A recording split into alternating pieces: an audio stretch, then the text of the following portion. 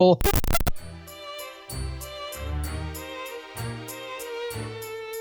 Primus Tracks with Josh, Frankie, and Soya. What a couple of dumb shits.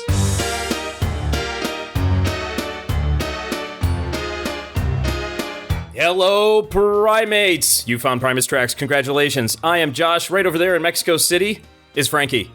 Hi, Josh. Returning once again. I don't know why, but he keeps coming back. He must be bored. It's Tim Soya. I thought that I was one of the third dudes now on the lineup. What happened? Well, your name's you on promised now. me some titling on this now. What's going on? I should probably just say, and here's Soya, because that's right. You don't keep coming back. You're part of the club now. Well, we get to bring in a fourth today. I get to tell you about him. He produced the sausage demo, Suck on This, Frizzle Fry, and he's a two-time Grammy winner. And he really did help Primus get their sea legs for recording in the early days, and it's my absolute honor to welcome into Primus Tracks, Matt Winegar. Matt, welcome. Pleasure to be here. That's right. The old guard is doubled up tonight, dude. Yeah, that's right. We're Anytime go some old Soya stories right now. When two old guard guys get together, it's becoming one of my favorite things on this podcast. And as I like to do, I'm just going to toss a prompt out there and let you talk. So you kind of mentioned it, Matt. Tell us about a young Tim Soya. I can't even imagine. Yeah, young Tim Soya. Like I'm trying to remember exactly where I first ran into you or met you, but it was definitely with the Primus guys for sure. Yeah, it was definitely around. I mean, it would had to have been. That's why I met that whole crew. I mean, I would even be safe to say that Suck on This recording was the first time we actually like became friends and like hung out because we had to work together on that thing. I might have seen you at a few of those house parties in Berkeley, that we were all kind of poking around, but I didn't know who anybody was. I was new to that whole circle. Were you playing with Victim's Family already at that point? I think you were no, not yet. No, I didn't join Victim's Family until August of 89, and we were doing the stuff with Jay and Todd in 87, 88, right? And I ended up actually quitting roadie gig with Primus to go on tour as a roadie with Victim's Family in Europe in 89. And then I was the drummer the day we got home. They were like fired the drummer and said, "You're the drummer." You're like, all right. And when I got home was right when we recorded Suck on This. And so I came back and I was still, Les is like, "Come on, man, we got gigs. Come on, dude. Yeah. He's like, "We're going to record this shit, dude." Okay, cool. So I was still working stuff until they went on tour in the RV. Remember that big RV tour they did on Suck on This? Yep. And then I just moved into Victim's Family world and had to bow out, and Les used to call me the traitor potato. Yeah, that sounds about right. Yeah. Sorry, the traitor potato. It's got to leave. All right, the old traitor potato. I was like, dude, come on, man. I'm the drummer now. I'm not just the roadie. God damn it. You circled back. Oh, you came poking back around now and again, right? Forever. I've never stopped poking back around with these guys. I've never stopped, I mean, I missed some moments and missed some albums, but I've always come around whenever I'm around, and they call me first. Les always says, "Get all Soya back here if he's available." It's like, right. Man, you made a post about the Suck on This or something came up. It was the anniversary release or something.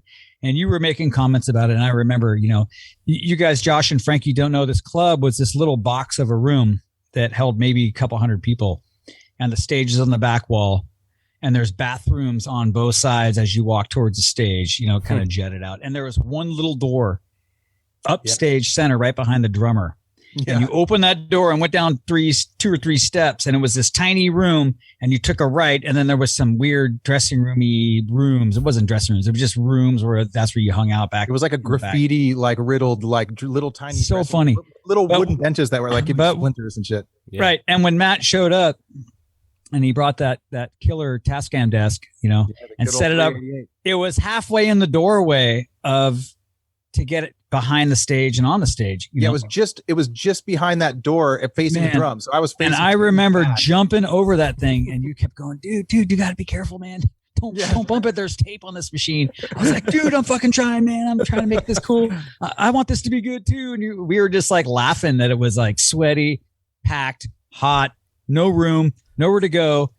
And everybody was demanding of something the whole time. You know what's funny is that like it was actually released, and it was like the most like just thrown together with popsicle sticks plan of like, Les is like, we're gonna go to the Berkeley Square. We're gonna. And I was like, what? Yeah, just wheel the old A-track in there. Matt, I'm really curious about the mixing on hi-fi VHS. Can you elaborate on that? Yeah. Yeah. So after we recorded 2 nights, which I don't know like how many people know about like the 2-night thing, and that I think we only used 1 song from night 1, and then we used everything else from night 2. I think it was one of the nights Les was sick, and Tommy the Cat was awful.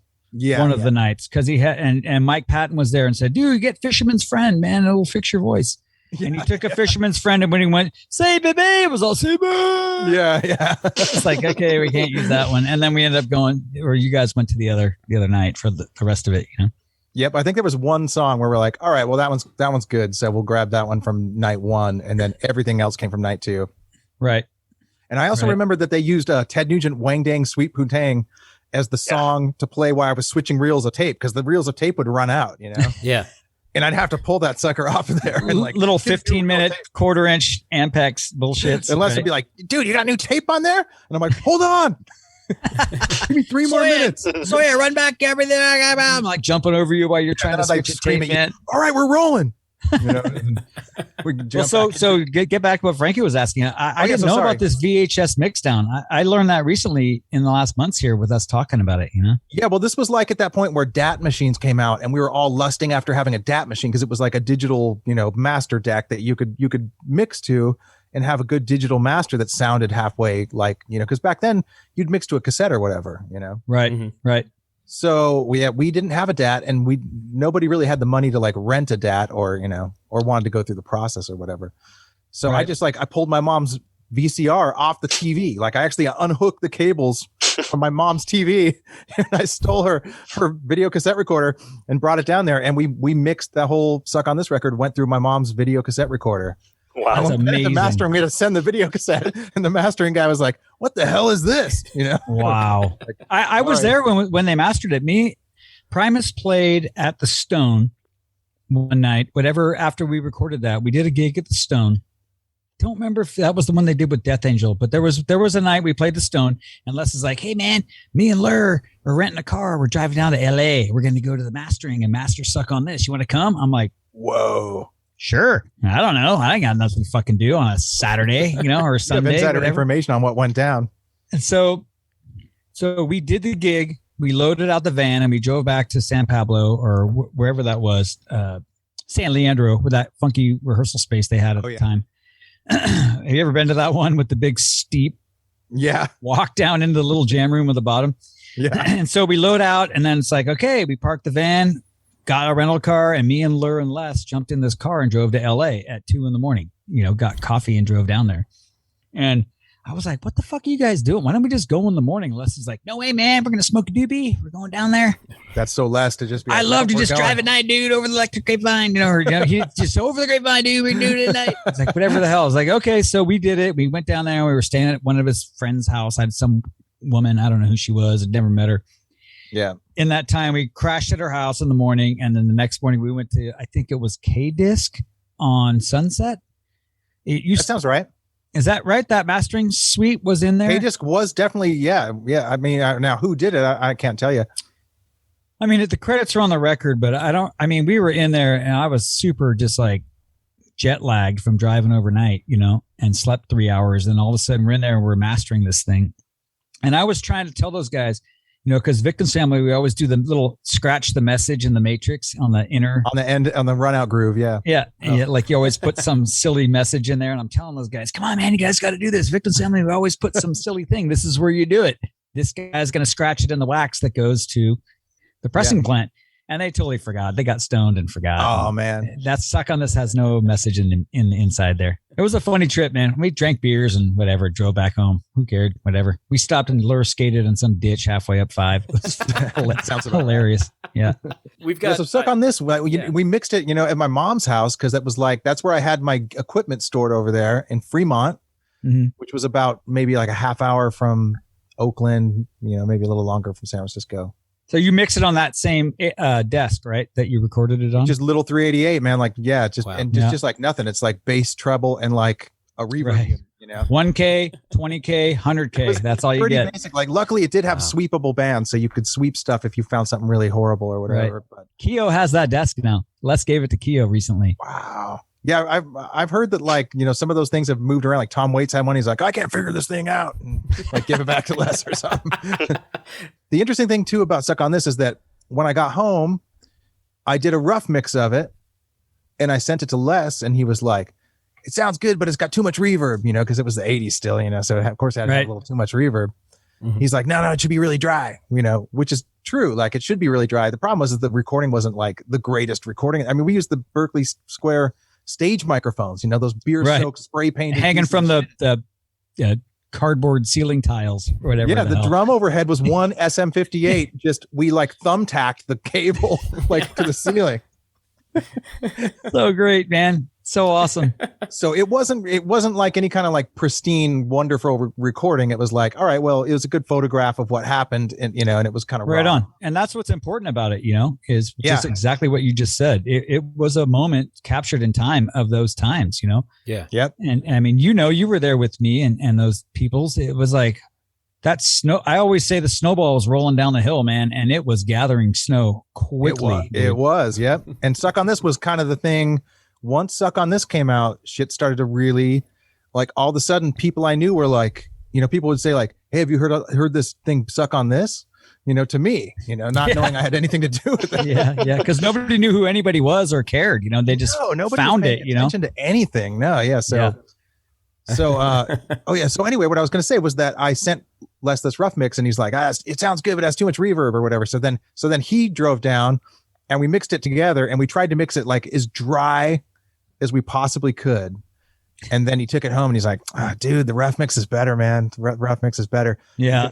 He goes, I'm going to come back down and let's like split the difference. Let's try to get it between like as dry as we can get it, but still have it sound good like the rough mix sounded in the first place. And it wasn't like mixing today where you sit there and, I mean, it was 8 tracks of bullshit. Yeah. Man. You just easy things up. And, those easy days. Where are they? Oh man, it was like the small amount of effort we put in. It's like mind boggling actually that like this thing came out and it's still like, you can still buy it. You know, it's just like ridiculous in a way because it's so hodgepodge together with duct tape and spit. You know? That's funny that you say that about the reverb because Jason Mills, you know, front of house dude, production guy for Primus these days, he went and did the C's of Cheese surround sound remix of that record, and he got nominated for a Grammy for it. Actually, he didn't win, but he got nominated. See that. I was there that year when I actually watched when it came up and Lost on the big screen. Yeah, I was there in the auditorium. Yeah. But interesting enough, of what you're talking about reverb is Jason Mills. You know, he's too young. He wasn't even around until, you know, Pork Soda or later is when he might have first heard Primus, and so he got into the studio with Les to remix that, to do that.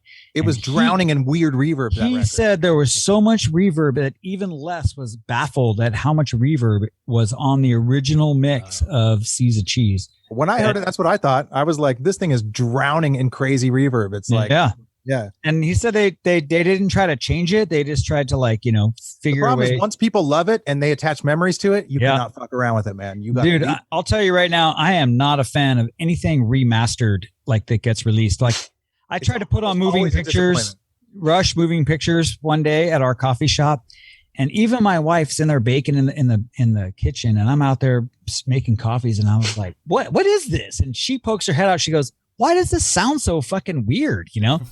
Yeah, and I'm like, went in and tried to make it open better up iTunes and look at it. It's all, it's the 2014 remasters Moving Pictures. And it's the only one that you can choose. They don't let you play the old version of remastered stuff on iTunes. And I was like, what? Dude.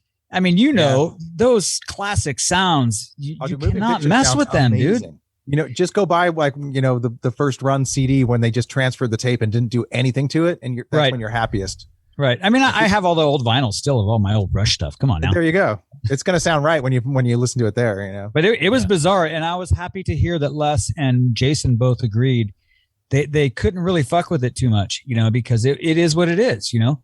And if you start tweaking any amount of reverb on any corner, the fans are going to hear it. And it's like, well, we thought it would be better if there was less reverb right there and Jerry was a race car driver. You know, it's like, and all the fans are going to go, oh, wait, what?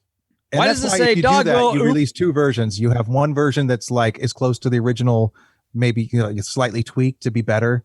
Yeah. you have one that's like, all right, here's us reimagining it. And maybe there'll be some people who go, wow, that's so much better.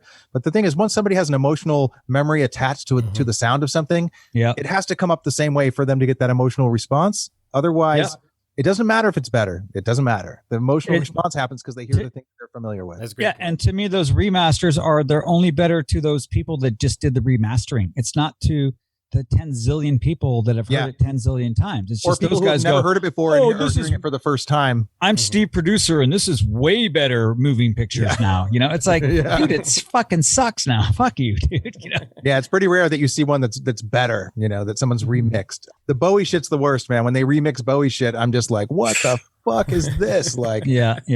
Matt, I'm quite curious about the first night. Did you keep the recording or did you discard it? Oh.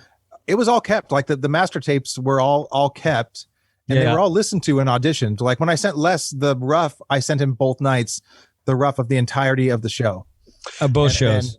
And considering that Les was sick, do you think there's any possibility of the first night ever being released as a companion piece to Suck on This?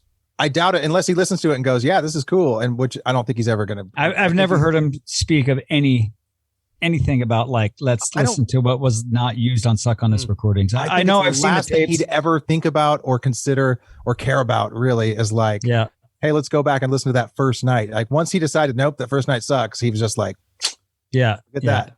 Yeah, it was rough for him that night. I remember he was bumming, man, because the board was back there and it was like all that, you know. And the place was packed, and it was like he's like, "Fuck, I'm sick. This sucks. What the fuck?" In fact, we may have.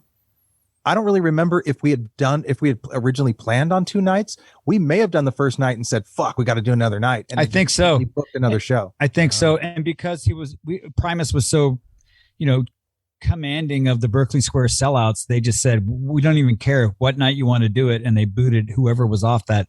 They could have sold it out 5 nights in a row easy if they wanted. Yeah. So that's why I think it was easy to just go, okay, let's bring it all back in and do it again. Les isn't sick, you know. I remember that. Yep, but it's all live. You know, like nowadays, live records are so doctored and overdubbed and fixed. Yeah. And even back in the 70s, you know, like Peter Frampton live and all that shit, and Mott the Hoople, all those live records, like there's all these background vocals that are all like perfect and shit on them. like Suck on This is a straight out just shitty 8-track stage mic live. No overdubs, nothing fixed. That is a straight raw recording, man. I love that about that record. Nothing else. I mean, it is exactly what it is and nothing more. It wasn't like, oh, we need to fix that guitar. Or, you know, like now you go in there and fix that shit. And after all these years, Matt, have you held on to your first pressing of the album? Yeah, I have a whole stack of them. Oh, right. Cool. They're still shrink wrapped. Don't tell Frankie that stuff, Matt. Jesus Christ. I have offering you money. I have one. Don't worry. They've never even been open. I have Frizzle Fries too. I have Frizzle Fries and Suck on This that are still shrink wrapped. Oh my God. Oh, that's awesome. I have my originals of all that stuff. I have my original Prawn Song, Suck on This for sure.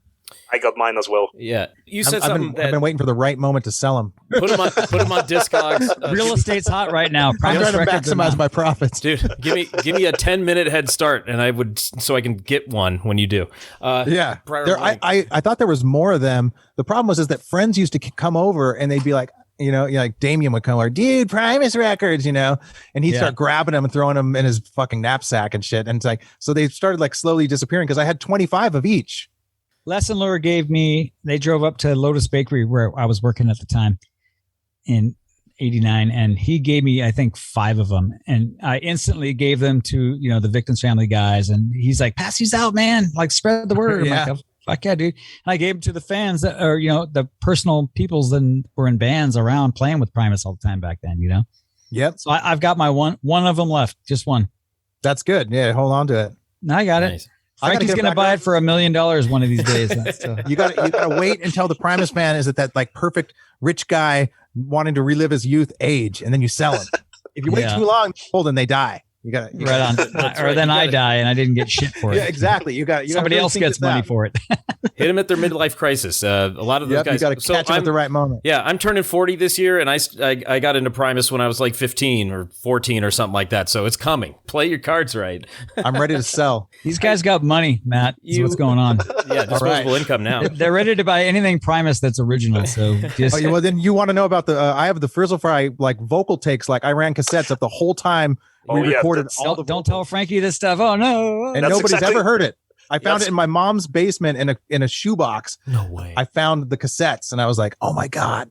That's exactly something that I was dying to ask you about, Matt. So you mentioned in the Electric Grapevine book that Les is doing like some goofy jokes and stuff between the vocal takes, right? So he was embarrassed by them. Well, I don't. He wasn't embarrassed of them at the time. Yeah. Now might be a different story. So yeah, I just sort of kept them under wraps. I mean, and we had our humor back then. It probably isn't for everybody. Yeah. So these recordings are just vocals.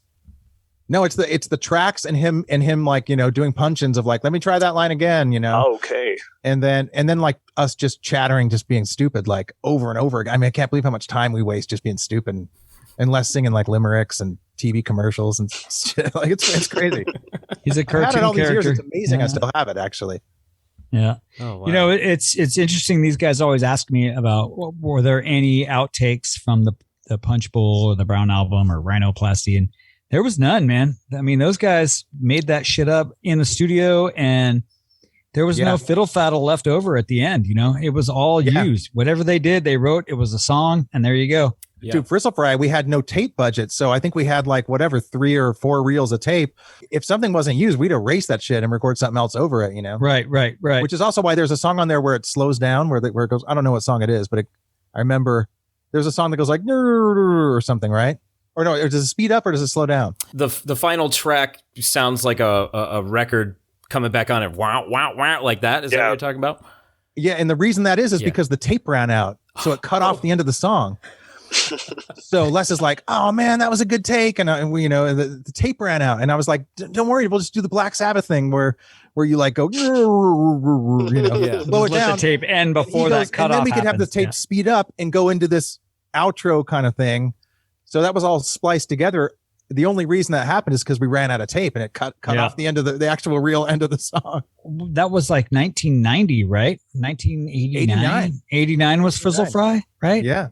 To be a punk rock band at that time, like Primus was, and Les's dad kicked down some corn, couple $3,000. It's like those Ampex 356, is that what they were? Those 256 256 tapes, like $250 a reel. They were $250 a reel. It's like, dude, I gotta put $8 of gas in my car. I don't have $250 for a roll of tape. Nobody had money for that kind of shit. Back then, it was like you had to really want to record something real bad to bust out another $250. And there was no digital nothing, dude. It was like that's how you recorded. I know now a thumb drive. You could record 1,000 takes. But it was good because the tape kept you serious. Because if you were going to bust open that really fucking expensive box of tape, it was like, well, we better do something on there. We got 15 minutes. Yeah. If we run it at high speed, we have 30 minutes if we run it at low speed. Yeah. And actually, Frizzle Fry I think we ran on low speed because we wanted more time out of the tape, which is like, right. Back then it was considered, the drop in quality to go low speed on the tape. But now people purposely record low speed on the tape because you get a low end bump and it sounds kind of. Right. But back then it was about budget. And it was like, we have to get as much shit on this tape as we can, man. Yeah. 15 IPS, you get 30 minutes and 30 IPS, you get 15 minutes. So right on. I think we did. Funny, dude. We'd have to check the master to make sure, but I'm pretty sure we ran 30 IPS to save money. Man, I've seen all those tapes in Dave's office, in the old days in the 90s. Yeah, in his little closet, his little shutter closet. That little closet at the top of the stairs there, yeah. And that one time I was trying to find those sausage demo masters, I couldn't find them. And I saw all those 2 inches, the pork soda, Caesar cheese, suck on this, miscellaneous debris. All those tapes were in that closet except for the sausage demo. Les left with those sausage demo tapes when he left because he was really hardcore about like, hey man, I need those tapes, They're probably at his house. I mean, I've looked through his closets and stuff. They're not there. I can't find them. Who knows? He moved up to his new house, the Rancho, and there's shit everywhere, dude. I don't know. The worry is when they had that storage, like, that warehouse kind of like storage space where they had a bunch of shit. Who knows who went through that shit or who could have grabbed something or taken stuff or. I was in charge of all of that stuff, and I was pretty on it for all that stuff. There was nothing like that there. Everything was in Dave's office that was that important. That was all just gear and tour leftovers and props and bullshit. Okay. Well, call Smiley. 415. I've called him 10 times about this one. 777-1715. Call Smiley. I think it's we probably shouldn't say that. I think it's still his number. He lives in Philadelphia now, dude. He's not even in the Bay Area he still has that number. That number was so famous. If he got rid of that number, I'd be surprised, man. If he did not at least just keep paying to have it like a landline number that's active, but there's no phone connected to it, you know? Yeah. That was like all of us Primus Bay Area cats knew. 415-777-1715, dude. Lefkowitz. Hey, Yeah. Smiley, what's up? He'd answer the phone. You're like, dude, what the fuck? I used to call that number so much, man. Like, for years. Dude. Matt, I have a question about Harold of the Rocks. Okay. For several years, I used to visit a website that collected articles and interviews about Primus, and that website had a traders section where the website creator listed some of the recordings that he had available for trade. One of those recordings was called Frizzle Fry Studio 2 Demo. For many years, I thought, it has a different running order compared to the studio album. So for many years, I thought that it was like an actual demo recording. I finally had the chance to hear it a couple of years ago, and it sounds virtually identical to the studio album, but there is one key difference. Harold of the Rocks does have the introduction, and I wonder why that was removed from the final album. Do you know? It's got to be one of two reasons. So the first one might actually get you excited because, and I'll have to ask Les to make sure and confirm that this is correct. But I remember when we were going to make Frizzle Fry at Different Fur in San Francisco, Les goes, "We're going to try the studio out. They're giving us a deal, So we went in there, and I believe we cut 4 songs, and then after we cut those songs, we cut those with Howard, who was a part owner with Susan of the studio. Mm-hmm. Yep. Basically as the engineer. We all took our tape, and we all had our little hand in trying to make it, what the best it could be or whatever. We all went home. Les called me. "Hey dude, what do you think? What do you think of the tape?" I'm like, it's all right. I don't know, Sausage, because it's kind of cooler. And he goes, "Dude, Sausage is way cooler." He goes, "All right." So he goes, we're going to go back in, and he goes, "Fuck it. We're not going to have Howard engineer. We're just going to have the assistant come in," who was Ron. So Ron was the assistant. Ron Rigler. Yeah.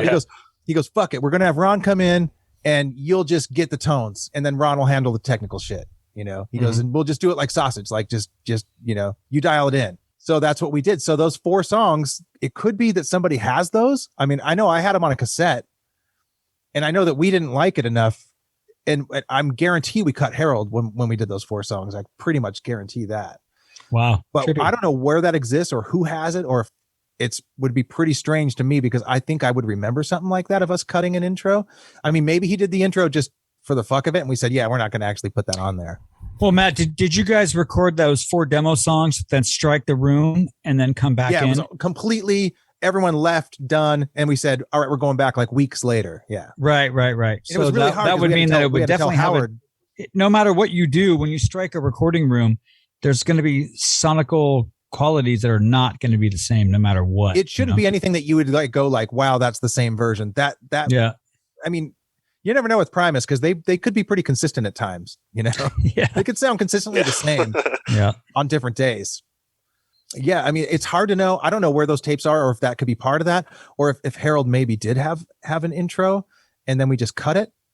We also were thinking about sides of records too, so we were trying to keep things running order wise, so that the record right, back then first song, end of side 1, start of side 2, end of side 2. You had to keep the running time down so that the quality didn't suffer on the record itself, so. And the track listing had to flow, that was always the big thing, Yeah. For sure.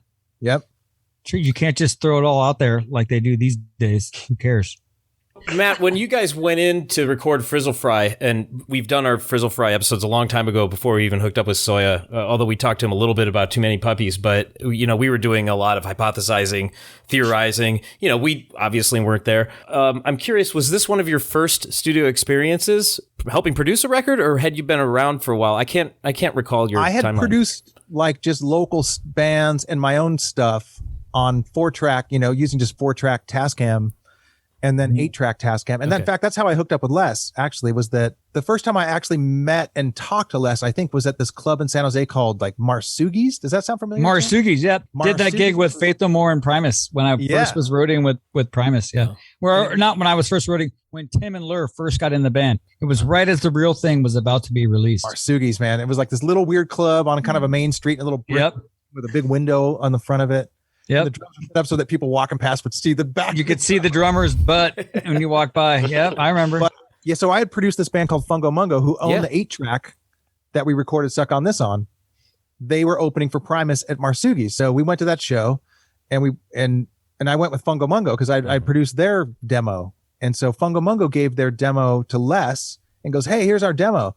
So Les went out to his van or whatever and popped the demo in, and he goes, "Dude, this thing sounds great. Like, what is this? Where'd you guys record this?" And they go, "Matt recorded it." And I'm standing there, and he goes, "Dude, did you record this?" And I was like, "Yeah." And he goes, "You want to record my band?" And I said, "Yeah." And he goes, "When's a good time?" And I said, "Saturday." Oh my God. And he goes, well, "How much are you going to charge us?" And I said, "I'm not going to charge you anything. It's free. Let's come record on Saturday." It's like, yeah. And he's like, "All right, dude, we'll see you Saturday." Wow. And that's when we did Sausage, basically. So did you record that Sausage demo? I remember when I first started working with Primus in the 80s, 88s, I think, sometime in 88. And they were rehearsing at that warehouse place with the weird funky elevators and the carts you push shit around. I thought it was Jackson Street Studios, but it wasn't that. It was in Emeryville. I don't remember what it was called. I know exactly. I used to rehearse there. I know exactly where, by the railroad tracks that kind of went. Yes, and Les and Primus, Les, Todd, and Jay were jamming in a room with Monkey Rhythm. Was in the same room. I rehearsed in that room. Yeah, they were sharing the drum set was set up. That was Monkey Rhythm, and I came in there like, we're gonna load out to go to the Berkeley Square and do some gig. I was like, "Whoa, what's going on?" Les was like, "Yeah, dude, it's Monkey Rhythm, man. Our friends, yeah, blah blah blah." And they were a big deal back then. Like, it's funny because Monkey Rhythm were like, "Ooh, that's like a real band." Yeah, yeah. So I remember that moment of that place. And is that where you recorded the Sausage demo? Was in that room? No. So it's funny because I didn't even know Adam when I did the Sausage demo. That's how early it was. And I knew of Adam's band. I knew of Adam and his band. I knew who Adam was. I never met Adam. Right. And I knew somebody told me, "Hey man, like Brian McLeod's playing drums for them." And I was like, "Brian McLeod, he's like Are you serious? I didn't know that. He was in Monkey Rhythm? He was in Monkey Rhythm. He was the I didn't best know that. drummer ever. Fuck, I was his drum tech the very first Sheryl Crow show I ever worked. Really? Dude, he co-wrote All I Want to Do Is Have Some Fun. I know. He filled in for 1 second and I had to set up rental drums for him one night. It was funny. Yeah. So anyway, go on. Somebody had told me, I mean, we're getting like way off track here, but this is kind of interesting information. Yeah. Somebody had told me, "Yeah, Monkey Rhythm's looking for a guitar player." And I'm like, "I'm their guy," and I'm probably like 16 or something, or, I'm pretty young at that point. Mm-hmm. And those guys were all like seasoned professionals to me, So they've been doing it for 1 year. Yeah. So somebody gave me Brian McLeod's phone number. "Hey, call Brian McLeod." I'm like, "Oh, fuck, I can't call Brian McLeod. That guy's like a genius." Yeah. I can't call that guy. And so I called him. I'm like, "Hey, I heard you guys looking for a guitar player." Right on. And you got the He's gig. like, "Yeah." He goes, "Yeah, we're not really like taking open auditions right now. Yeah, but yeah, thanks for calling." Just click. And I was like, "All right, well, I guess that's the end of that." But then we went and did Sausage. And at the end of Sausage, Les and we were talking about music and stuff. Like, "What are you into?" "I'm into this. What are you into that?" And he goes, you know who you would like? He goes, "Dude, you'd get along with my friend Adam." Nice. And I go, "Yeah." And he goes, "Yeah, Adam, he's in Monkey Rhythm." And I'm like, "Oh yeah." And he goes, "Dude, I'm going to give Adam your phone number." He goes, you guys like the same bullshit. So, you'll be into it." That's amazing. And so you did Monkey Rhythm for a second. I remember you said that, right? Yeah. So you did get the gig and we're in there. Yep. But that was after Sausage. That was post Sausage. Right. But Sausage was recorded in Hayward at a, those roll up door storage units. Yep. It was 2 of those that Jeff Gomes had rented out, but he had hammered the wall down in between the 2 so that it was bigger. Oh, so my God. It's a fucking storage. It's 2 storage units. Wow. Next to each other. And he had like just used hammer and nails and 2x4s to build this tiny little booth where we had the recorder in. Wow. And that was it. And so they came down and did Sausage. And at the end of Sausage, like, they were like, "Dude, this was like the best recording experience we've ever had." And Todd was like, he goes, "Bro, like nobody's ever captured my guitar like that."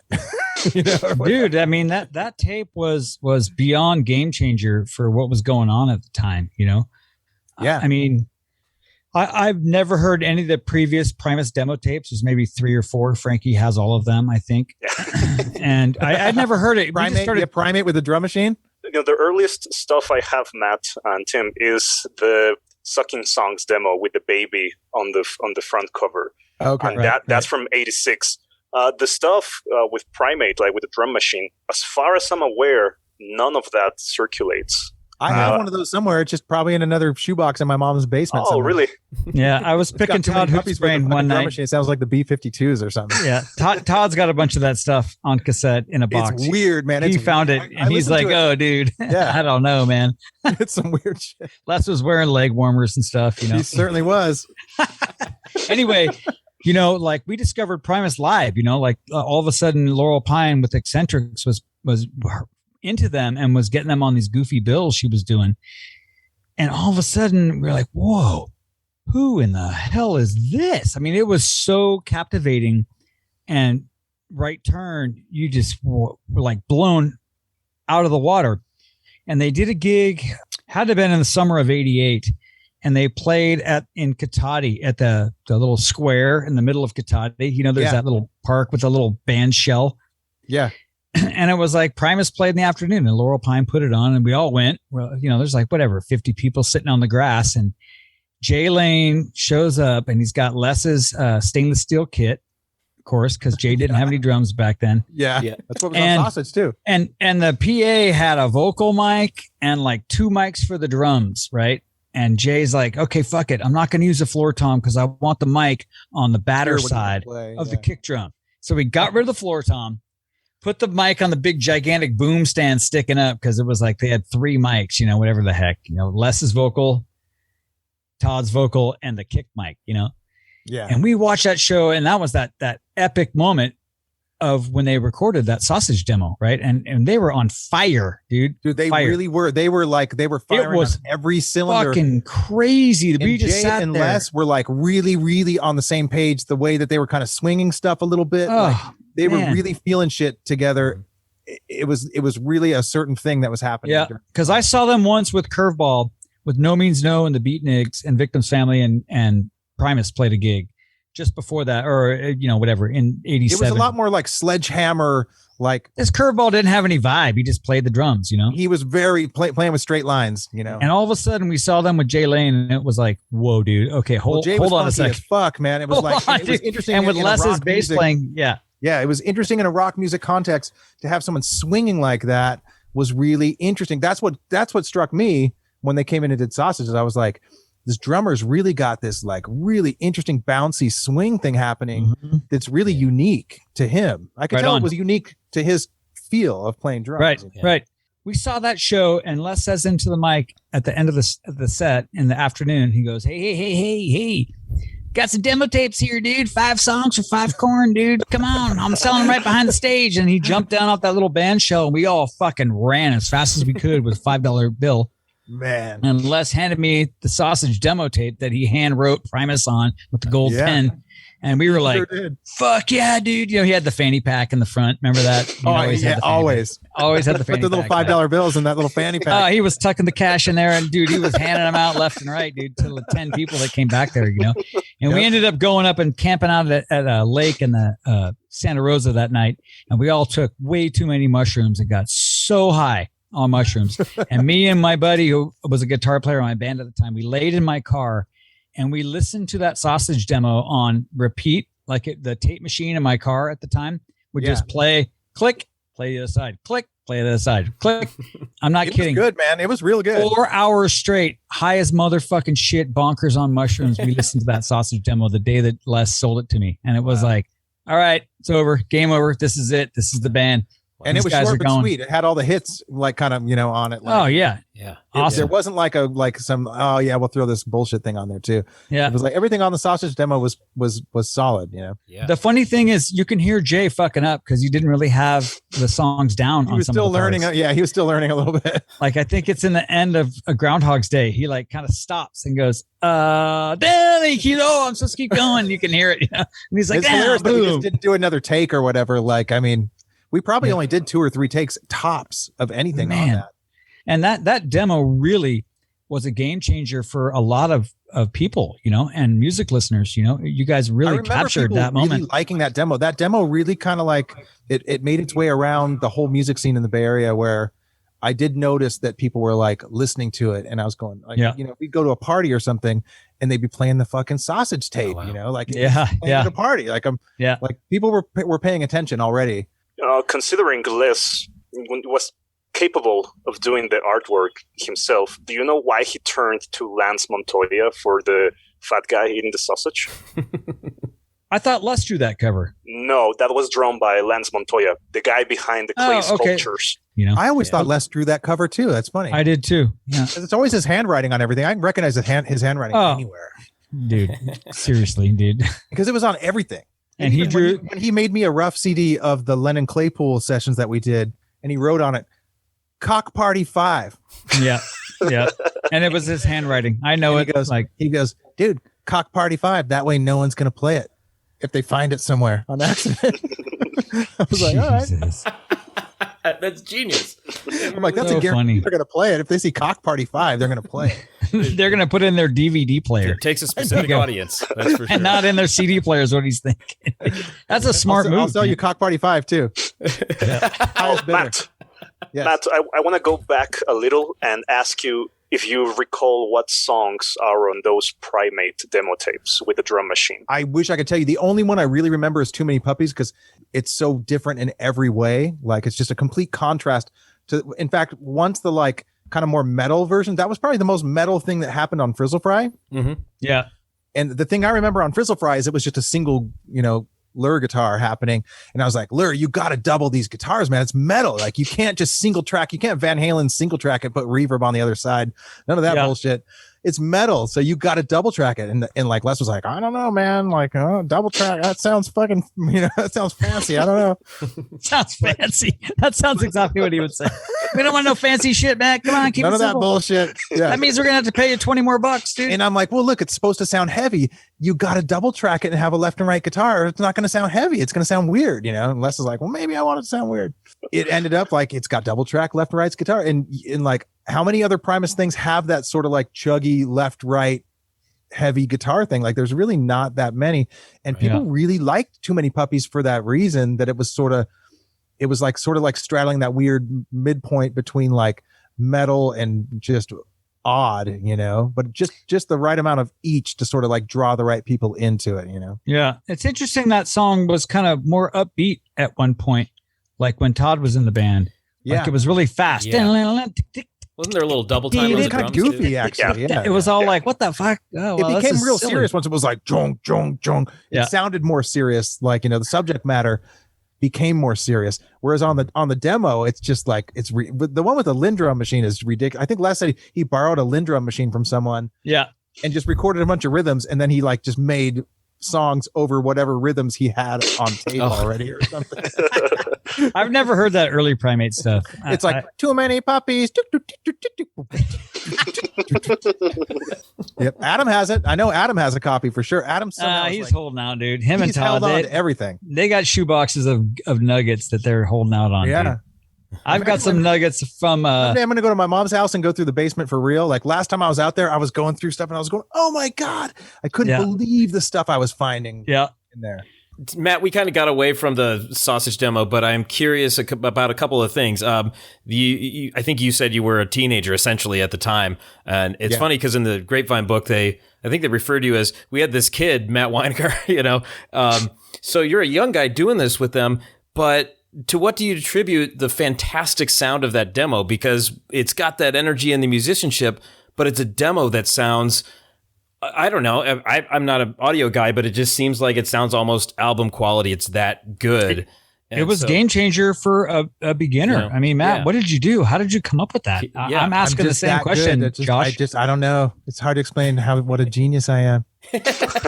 Well, you can't believe this, dude. I'm right here on this podcast. You can't. I mean, how much? I'm curious. Yeah, how much of it is just natural knack for things? Because people just pick things up and understand. Well, them, I mean, I think being a musician, I was like a hardcore musician. So you're coming at it with a musical angle, And like, and I got what those guys were doing, you know, at the time. And part of it's just dumb luck of just throwing some microphones around and I mean, it's still the same thing I do today. You know, you throw some microphones around, you listen, and you go, all right, well, oop, that's not good. Like, let's change that, or let's fuck with that. It's just back then there was less options and less. I didn't have any fancy microphones. It was all bullshit, you know, just cheap SM57s or the weird AKG shit that someone got from their uncle that, you know, like gave them or. So it was just weird bullshit equipment that nobody would really take all that serious, but you used it to the best you could, and the band was good, and Jay was fucking awesome. Which just made the Sausage Tape just kind of came alive, really, because Les and Todd had a whole thing already happening, and Jay sort of just slipped in, and Jay was just really talented, is what it came down to. I've said it to these guys before, but Matt, you'll understand this. I feel there's this cosmic connection between Les's right thumb and Jay's right foot.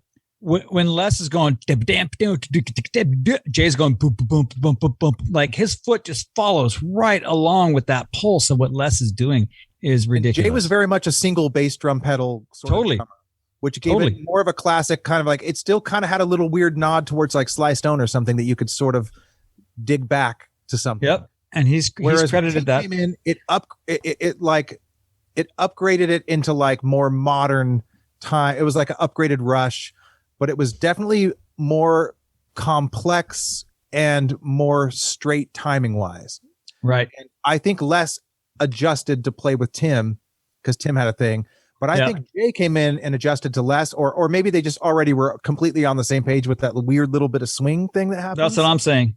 Yeah. Obviously, like, you know, what Tim did was complete game changer and made Primus sort of that thing that like bands like Tool could grab onto and sort of like that put it in that world, you know, of like that sort of complex, you know, rhythm shit that was happening, but more straight lines than Jay's lines were more like curved lines, you know?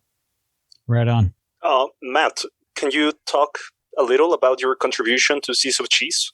Yeah, I was there for a little bit of Seas of Cheese. Like what happened was after Frizzle Fry, the Poets got signed and I moved to LA. Yeah. And so, because the plan was I was going to come back and was going to work on Seas of Cheese with Les. So that we were going to do this again. But then I got in LA and I just got stuck in this fucking LA music business hellhole that I couldn't get out of. So I was like, dude, I can't come back. And he's like, all right, yeah, we got it. We're going to do it. It's going to be good. You know, so, but I did come back a couple times and did a few things. I wish I could remember exactly what it was I did. On the credits, you are credited accordion molestation. Oh yeah. Well, I did that. I remember recording the intro for Jerry, the car, the vroom vroom. Yeah. Oh, you helped out with that too? Yeah, I remember I hooked up 4 microphone cables together with a Sennheiser microphone to make the cable go all the way out into the street. Yeah. And Les had one of his friends with a car pull right up into the driveway of Different Fur. Right. And I was physically holding the microphone. And when you hear Les go, I fired up or whatever he says at the beginning of that, that's him actually next to the car with the hood open going fired up. And then he goes, vroom. And I'm holding a Sennheiser 421 on Les's face and then on the car. And then we ran all the way back from the street back into the studio and said like, all right, what did that sound like? So I remember doing that. So I obviously was around for something during that time. And I remember playing guitar. I'm playing that annoying guitar at the end of Los Bastardos. Uh-huh. Yeah. Where like I'm going like I'm playing like that crazy and it's going shut up. That's me playing the horrible guitar when that's you. That's awesome. Yeah. It's that car would have been Jose from Corrupted Morals, right? I think so. He's in the video as well. There's buddy. Oh, nice. Yeah, it's funny because like when I've heard it like just browsing through YouTube and it goes Jerry was a race car driver and I go, oh, I'll click on that. And then I hear it and I'm like, oh, wow, I could totally remember like hooking like 4 or 5 mic cables up because they were like 20 feet each. Brings you right back. To get the cable to go all the way to the street was like I had to keep connecting like Hot Wheels tracks, you know, just keep connecting them together until they reach all the way out there. Amazing. Ron Rigler didn't mention that you were there, but he's like, yeah, we just ran it right out. And that's such a great story because it's right in front of the studio. I love that idea that it's because we had asked, you know, is that, you know, did you use some sound effects? He's like, no, we just ran it out there. Dude pulled up. A bunch of cables hooked together. And then you have no idea what the level's like, so you just set the mic pre and go like, I hope that's going to be what a car level would. Well, and it's perfect, man. On that song, it's perfect on the final. Well, that's what's funny is you listen to it and you think like, oh, somebody really planned this out, and it's like there's no planning or anything whatsoever. One take, one mic with a billion mic cables, and it's not even the kind of mic you would use for something like that. It's a Sennheiser, like a kick drum mic or a floor tom mic, a Sennheiser 421. That's the magic of a session, though, dude. Sometimes those things all fall into place. That's what it's all about, man. You should always just use whatever's laying around and do shit quick, and things will be magical. As long as you just use what's around and don't think too hard and just move quick, everything's trippy. great. Yeah, and now with Logic, which I use, I don't know if you use Pro Tools. Do you use Logic? I use Pro Tools and Cubase. Just this digital age of I have the whole entire catalog of Waves plugins, like every single one of them. And for me, it's like throwing darts at a dartboard, There's too many of them. I don't even know what the hell any of it is. And I just, what's this? Oh, wow. It sounds better. Gee whiz, but back then, while you're auditioning them, you don't get anything done because you've spent so much time. Because you're trying to figure out what all this crap is. Yeah.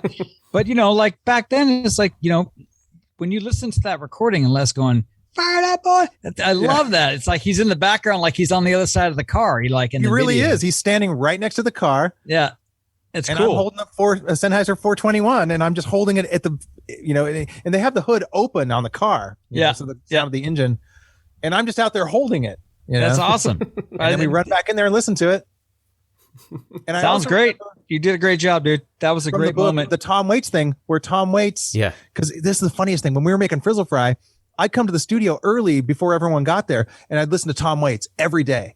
And those guys would come in and be like, "What are you listening to?" I'm listening to Tom Waits. And after like a few days, Les goes, "Dude, we're gonna get Tom Waits to sing on a song." Yeah. And I was like, "Sure you are, of course." Yeah, Les, you're gonna get Tom Waits to come sing on a Primus song. I was like, "That's the most fucking ridiculous thing I've ever heard in my life." Like, man. Because Tom Waits was first of all, he's a complete hermit, and he's like a mythological, like a Dylan figure. Like it's basically saying like I'm gonna have Bob Dylan come sing on a Primus song. It made that much sense to me at the time. Yeah. And I was like, yeah. And then when Les goes, dude, we sent a thing to Tom Waits's people, and he's gonna fucking sing on Tommy the Cat. And Tommy the Cat, I begged Les to put Tommy the Cat on Frizzle Fry. I fucking begged him. Yeah. I said like, dude, it's obviously like the strongest, song. And he goes, "No, dude, we're saving it for the sophomore." And I was like, "You can't do that. You can't just save song. Who knows if you're going to make a sophomore record? You got to put, my rule was always like, whatever you have, you put it best shit first. Yeah. Empty the clip. Yep. You don't wait to go like, oh, now I'm tired of it. Now I don't want to record it anymore. But Les was so fucking business savvy that he goes, "Now, dude, this first record's going to get our foot in the door, and then we're going to hit him with Tommy the Cat." So like he was completely, methodical about thinking about that shit. Yeah. And I was going, dude, put Tommy the Cat on fucking Frizzle Fry, because it was on Sausage, right? Suck on this. It was on Suck on this. It wasn't on. It was Sausage. on the previous. Yeah, it's not on was Sausage. It was on the 86 demo, and then it was on Suck on This. Yeah. Okay. And that 86 demo one is curveball. It's terrible. Yeah, Super it's pretty slow. Oh, that's the Matt Wallace session. Yeah, super slow. Yeah, and Matt Wallace had told me that he was like had the flu and was sick as a dog on that session.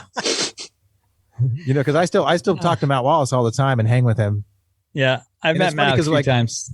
They used to credit Frizzle Fry produced by Matt Wallace, and I'd be like, God damn it, tell him like, keep putting your name on this thing, like whenever they credit it. Yeah, because our names were similar, so we get credit. But then I get credited for Faith No More shit, so I'd be like, haha. Well, I'm kind of 50-50 on the Tom Waits Tommy. I was kind of perplexed by that in a sense. I mean, I understand it's Tom Waits and Les got him, and now they're good buddies and all, but.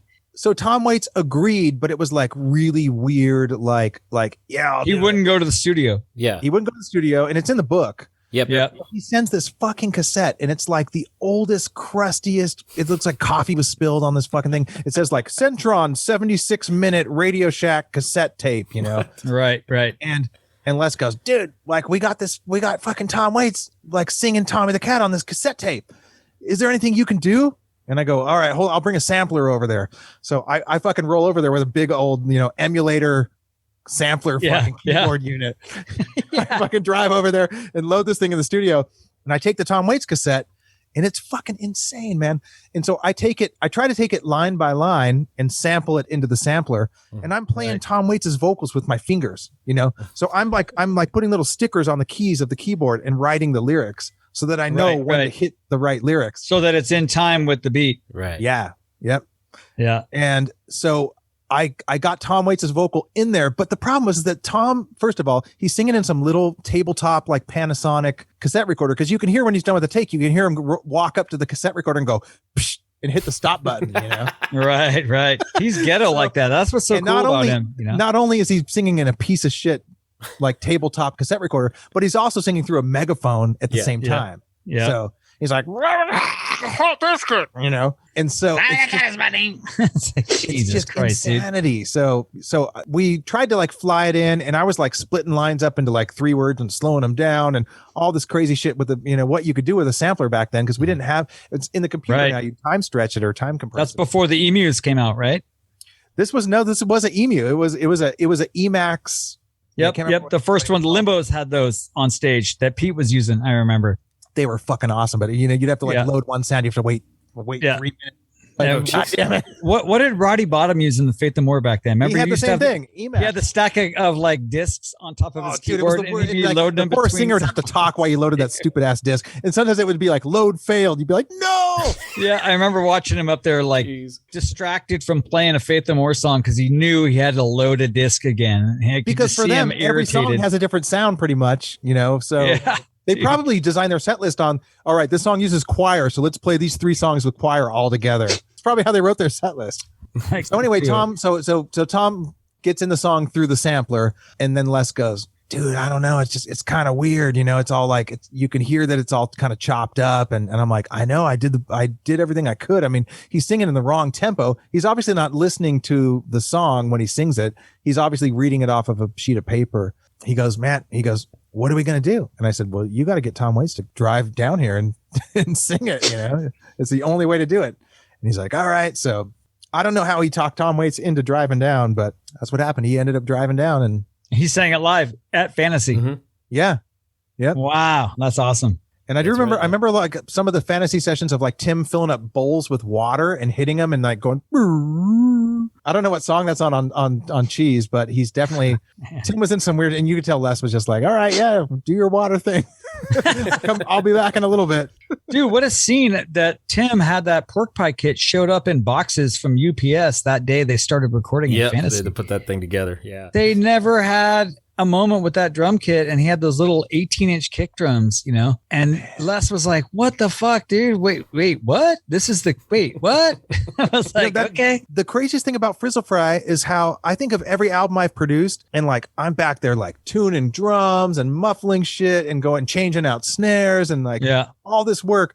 In Frizzle Fry was just like, all right, here's the drum kit, and like I threw some mics on it. I threw mics on it that I knew, and mics I didn't know. Ron was there, and I was like, well, what do you guys use for overheads? He's like, well, we use these 414s, and I'm like, well, okay, put those up.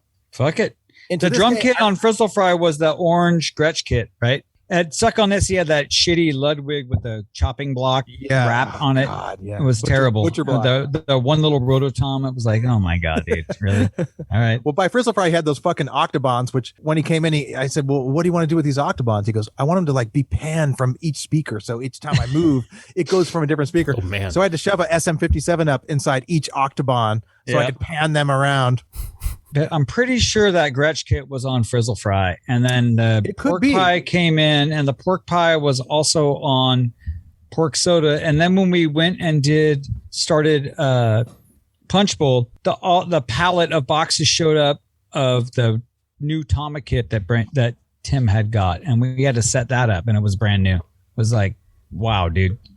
Okay, here you go, brand new shit. Here we go. So wait, that pork pie had 18-inch kick drums? Yes, the original first kit that showed up for Caesar cheese. Matt, I'm very curious about Michael Malloy, because it's a piece of music that you did all by yourself. You said that you woke up at 3 a.m. with a song in your head, and you laid it down on a borrowed keyboard. And the next morning, Les listened to it, and he wanted it on the record. But what I'm wondering is, if you titled the song that way because you heard about the story at the time, or was it something that you were already familiar with and it was an interest of yours? No, I had heard about the story and then titled it afterwards because I didn't have a title for it. And I don't think it was actually the night before. I think that's probably just part of the folklore. I think that thing had been sitting around for a good year and a half at that point. But I did record it at 3 a.m. and my mom, this is when I must have been 15, 16 years old when I did Michael Malloy. I was recording it and I remember my mom came down because I was making noise and she was fucking pissed off, man. She's like, what are you doing? And I'm like, I woke up and I heard this little piece of music and I just wanted to record it really quick before I went back to sleep. She's like, go to sleep right now. The way I remember her, she had curlers in her hair and like a nightgown on. Yeah. She was, like, really angry.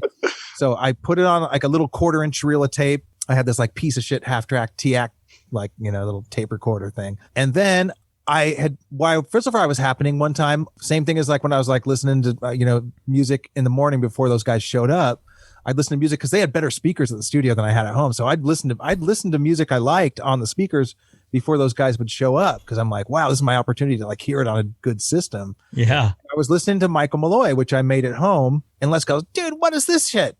And I'm like, I made this at home. And he goes, we should put this thing on toys. And I was like, yeah, have at it. Like, put it on there. Right on. So we took it. The funny thing is that the version of Frizzle Fry, it's off a cassette, a dupe of a dupe, because that's what was at the studio. It was being listened to on a cassette. And I said, well, I could bring the real 2-track. And he's like, no, dude, just play it off the cassette, So the version on Frizzle Fry is just a cassette, like the studio's cassette player, just patched in to the tape machine. Oh, wow. To be the intro for toys. Wow. That Michael Malloy thing is done on a borrowed keyboard and nothing. I mean, there was like no gear. When I hear the version that went on the Poets version, it's like an extended version of that thing. Yeah, right. And like, I just hear the timing mistakes because back then there was no MIDI or anything. So you had to play it by hand, Yeah. And like with analog tape, you couldn't really punch in on those Tascams or it would leave a big gap, So It's a cool segue before toys. I have to say, I do like that moment. I always tripped out when that first came out. Yeah, it creates a little thing. I didn't know what it was until, later years, but I was like, what the fuck is this? Wow. It's a pretty good little fake violin sample, though. I'm like, that's a pretty good sample for being in the 80s, Yeah, it sounds great. Absolutely. Your genius was flourishing, dude. Come on now. My mom was pissed off, man. She was like, fuck you. That's right. I'll have none of this in my house. Beethoven's mom was pissed at him when he was playing, number 5 at 3 a.m, and he figured it out. That's why he's deaf, from her yelling at him all the time. Yeah. Exactly, dude. Throwing a pan at him. Frizzle Fry in general, it seems like was, and correct me if I'm wrong, but in my memory of reading about it, at least, you guys knocked it out pretty fast, and it sounds like you used all the tape that you could afford, at least, and were really efficient with that. Is that accurate? Because and plus they came in with these songs, and they had these songs ready to go. I think for the most part, is that right? Oh yeah, the songs were like completely ready to go. And it wasn't like a traditional producer role where I was going like, you guys should do Harold instead of this. Like the songs were like the songs, basically. Mm-hmm. There wasn't like a bunch of extra stuff that was being considered, that was being talked about on the table. Yeah. Other than Tommy the Cat, which just like, I tried my best. I just begged and I pleaded to have Tommy the Cat be on Frizzle Fry, Yeah. And I thought it was crazy at the time not to put it on there. I was like, dude, you might not have the chance ever again. Like, you should just throw it on there. Yeah.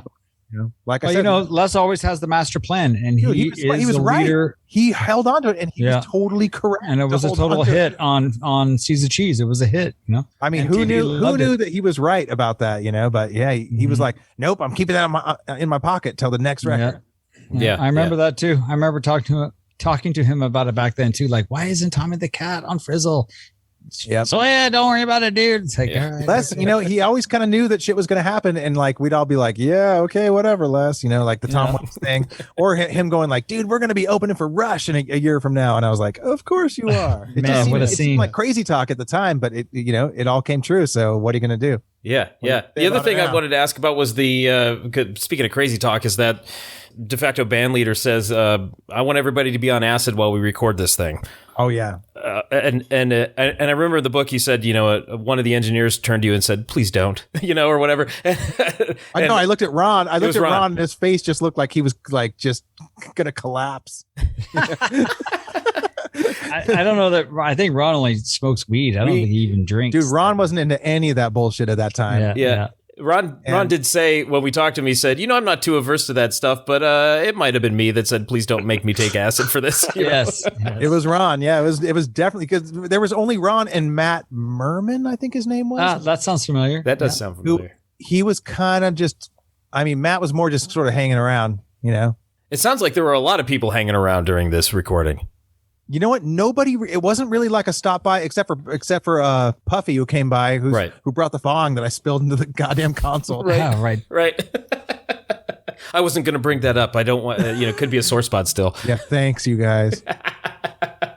So Puffy was hanging out and, setting you up for failure, I guess. But, God, who was it? Stan Hearn, who does this guy's Pretty Bizarre guys. Did he stop by the studio for that, or did Les just get him saying that somewhere? Les called him, and he just like rolled by, and he did 2 takes of it, and then it was like, yeah, that'll work. He did like 1 take, I remember, and then Les said, he goes, you got to do it like a little more like on time. And then he did it again, which again wasn't on time, and Les goes, that's good. And then he was out the door. Because Les did the voice himself before. Yeah. Les did like, this guy's Pretty Bizarre, I guess. Yeah, on the sausage demo. Yeah. And well, even on Frizzle Fry, and then we erased it and had the overdub happen from the real Stan. With the real Stan, but it was kind of shocking because Les was so in time. I was like, Les did it like perfectly in time, and then the real thing's like, this guy's Pretty Bizarre, I guess, or whatever, and it was like, all right, yeah, that works. But it was cool to have the actual real character there doing the voice. That's amazing. Yeah. 30, 45 minutes. And then that was it. God, to be a fly in Les's dart, going to the night break that night with I know, man.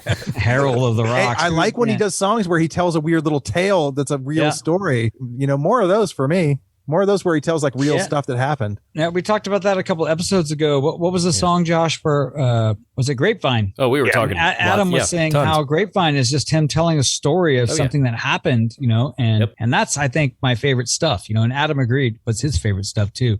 When Les just tells a story and not trying to make a pop song and make some lyrics. And I love that Les probably didn't really think about like, I'm going to tell this story about Harold before he wrote it.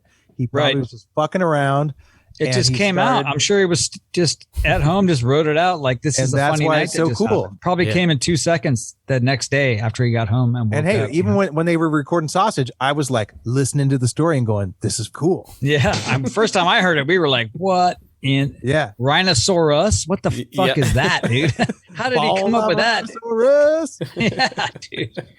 It's unique, man. It's really put up like an old Christmas tree. Hey, well, there's a lot of great content in there, man. Yeah. One of Night Breaks in there. We all used to play the Night Break, which was like the shittiest club on Haight Street in San Francisco. Man, I played there so many times. I worked with Primus there so many times, dude. Come on. And it's just the tiniest place, and there's this little closet where you sit with your guitar upwards. Oh my God! You can't even hold your guitar normally until you go on stage. I remember we used to go to see what was Brain and what was their dance band they did with Curveball singing. I guess it would have been Curveball, right? Yeah, that was Curveball. Yeah, we were like crammed in there one night when those guys were jamming the Night Break. They like packed it at 85 people or whatever it was. That place is fucking tiny, dude. It's tiny. And I was at the bar with Merv, and we're hanging out, and we're all drinking. And I was like, man, we got to get closer, man. This place is packed. We got to see Brain, dude. We got to get up there, man, because Brain's playing. And Merv's like, I got a trick. Watch this. And he grabs me by the neck, and he goes, he's gonna throw up. He's moved because remember the men's bathroom was right by the stage. It was. He's gonna throw up, and this soap sardine can pack type place just went whoop, and there was a window. And we got in the bathroom, and we went all right, and we walked out of the bathroom and squeezed right there, and Brain was like right on that corner by the bathroom door. It was Brain said, Merv's like, he's that's how you do it, dude. That's how you do it. Like, have you guys seen any of the Bob Cock and the Yellow Sock on YouTube? Yeah, absolutely. I remember playing the Night Break with Bob Cock and the Yellow Sock, and it was Kirk Hammett on guitar, and we were standing in that little back closet, and like Kirk Hammett's already in Metallica at this point, and and I'm like, yeah, here we are at the Night Break with like, it just smells like urine and Miller Lite, in this little box. Like we went out there and played. It was like, yeah, Kirk Hammett, Yeah. Oh, that's hilarious. Oh my God. The Night Break. Jesus Christ. What a cool club that was at that moment, at that age, you guys were just in it. You know, you guys were in this scene, and Frankie and I have, you know, I guess documented it a bit throughout the course of this podcast, but it just seems like this scene, everybody knew everybody else. You know, you're naming all these clubs. I obviously have never been to any of them, but I feel like I get it based on the stories you guys are telling. So, you know, it's great when you recollect, you go, this place was a shithole, but it sounds like you guys just had a friggin' blast wherever you went. Of course. Yeah. It was incredible. Shit. Dude, the Bay Area was on fire at that point. Oh my God. I was telling these guys, Matt, you'll remember like in that moment, like late 80s, mid to late 80s, there's a show tonight. Let's all go. It's like, no, there's 10 things that are going on. You have to pick and choose what time you're going to get to what club to see what band and make sure you can get to the next club, see the next band, whatever, you know, No Means No's over here and Primus is over there and whatever's over there. I mean, you just had to really swirl around the Bay Area on the weekends to see, and then you would miss plenty of stuff because there was too much going on, dude. It was, there was so much stuff happening. It was so crazy and killer, and every club was packed, and the streets were packed with people coming out of the clubs, and you see all your friends, man. It was awesome, dude. It really was, and the Bay Area was like still affordable at that point. So so like the artists and the musicians were all still just completely all gathered together, and everyone was like going out, you know, to see each other's bands and supporting each other. It was before the Bay Area just turned into this, you know, the mess it is now, you know, where it's just like, it used to be that time where it's like everybody was in a band or a painter or a script writer, or everyone was doing something cool. And then it became a point where it's like, oh, this guy like works for a tech company. And it just was, back then, there just was this unbelievable wealth of talent all working together, and everyone was on everyone else's radar. And the camaraderie was part of it as well, you know, with all the bands and the fans, you know, everybody really was not rock stars. It was like, come hang out. Let's have fun. You know, we're playing. Let's do it. You know, and there was like a weird metal scene, which I wasn't really that into. There was, you were, there was an amazing I was so into the metal. Yeah. I did all of it, man. Yeah. I started in the metal, then got into the punk, and then Primus, and then the punk. Yeah. Well, what was the metal part? I mean, we're going to bore people to tears here. All right. Well, I'll tell you right now, when I was in high school, I got into like Slayer and Metallica and Exodus and all that stuff when they were like demo tape bands, you know? Yeah. It was just starting out, and I would take the Golden Gate Transit from Petaluma to San Francisco on the Fridays and Saturdays and walk from Van Ness through the Broadway tunnel to get to the Stone or the Mabuhay to see Megadeth or Slayer. And there's like 100 people there in this bar, you know? Like go to the record vault, and I would buy all the records. I still have tons of them, you know, and all of a sudden I got hooked in with the Mentors. Remember that band? Dude, El Duce, come on. I set up El Duce's drums. Like he would call, I got his number. He would call me and say, hey, Tim, we're coming up. Come meet us at the Mabuhay Gardens. And then Sicky Wifebeater would pull up in his gold Cadillac, and I'd help them unload the trunk and the back seat. They would drive from fucking LA with the drums and amps on their laps in the back seat because they came up in one Cadillac that was Sicky Wifebeaters, and they'd show up driving 7 hours, you know, and they'd be like, dude, get this fucking amp off my lap. And I'd be a little kid, be all right on, dude. I was like 16, you know. That's crazy. And so I was in all that shit, you know, like going to the Stone every weekend to see Slayer. The Bay Area was incredible because we got all the LA bands would come up and play as well. So we got the best of both worlds, you know, which I'm sure LA did too, because they got all the San Francisco bands coming down to play. Yeah. But it just was a really fertile time for music, for people doing shit. Totally. And like being a fan of that scene at the time, like it's unbelievable now to go flash forward 30 years later or 20 years later, and you meet people that were in Ohio, and the first Metallica they heard was Master of Puppets, and they go, oh yeah, that first Metallica early stuff, Master of Puppets. And it's like, it's just, we were right there in the epicenter of shit exploding. It was shocking, you know? when Metallica became huge, because they were just another local band, really. Right on. And every show that I would go to at the Stone where there's 50, 75 people, Exodus or Laz Rocket or Death Angel or Possessed or whatever, you know, Metallica guys are just sitting around, hanging out, drinking beers, hanging out, signing just another band, signing your shirt, or you just hang out with them. You know, they were funny dudes. You know, I mean, some other band that's out there. You know, like someone's just somebody, and then all of a sudden they get some acclaim, and you go, oh, okay, well now. Oh, then Ride the Lightning came out. Oh boy, woo. Yeah. Then they were selling out the Kabuki for 2 nights, dude. It was like, whoa, these guys are going, dude. This is crazy. But we did Bob Cock with Kirk Hammett, and like he was, you know, already like, you know, shit was happening with Metallica at that point. But he was like, "Yeah, I'll do Bob Cock and the Yellow Sock," and we were playing Sly Stone covers and shit, you know. That's hilarious, man. With Les Kirk's a really cool dude, though. You know, totally. Still to this day, I'll see him in the middle of anywhere, and he'll be like, "Dude, Soya, what's up?" You know, it's like, yeah, he's a nice guy. As soon as like Metallica hit that Master of Puppets, and all the Chets and Hicks at my high school were wearing Metallica shirts that used to punch me in as I walked down the hallway wearing a Metallica shirt. I was like, okay, what else is there? And all of a sudden I just got steered to DRI and Suicidal and Victim's Family. And then I found No Means No and Minutemen and all this other shit I had no idea was out there, and just walked away from that whole scene for a while, you know? Yeah. And that's when I discovered Primus was right outside of that, you know? Yeah. Well, you were and there. That sausage demo was punk as fuck, dude. I got to say, man, that thing captured me. Hey, the way it was made was definitely as punk as fuck, because we had no equipment and we had nothing to work with other than just like, all right. It's genuine though, you know, Matt, and that's why it's important you're here to talk about it, because, you know, to pick your brain about how that happened. It was punk, man. And that's what's really raw and cool about it. It was extremely homemade at the time, you know, and and that's what it built off of. And really, the sausage demo became this thing around, like, you know, if you were in the East Bay in Berkeley, Oakland, you saw the sausage demo sort of like people started listening to it. Yep. And the Berkeley Square went to 100 people to 120 people. And next thing you know, the Omni had a line around the block. 800 people trying to cram into the Omni to see Primus. You know? That was amazing. I did want to ask Matt, can't thank you enough for describing these experiences with the sausage demo, Suck on This, Frizzle Fry, and everything in and around it in the Bay Area. When you got into, I want to say the big time, but I don't know if you would call it that. But when you really got into your professional career of producing, mixing, and winning Grammys, hey, cool. What do you think you took from your experiences working with Primus and other bands as a young guy into that career?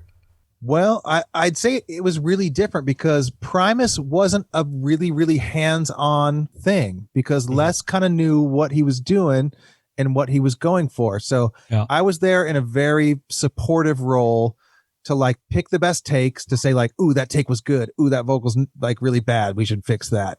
It was much more technically sort of like supporting Les, you know?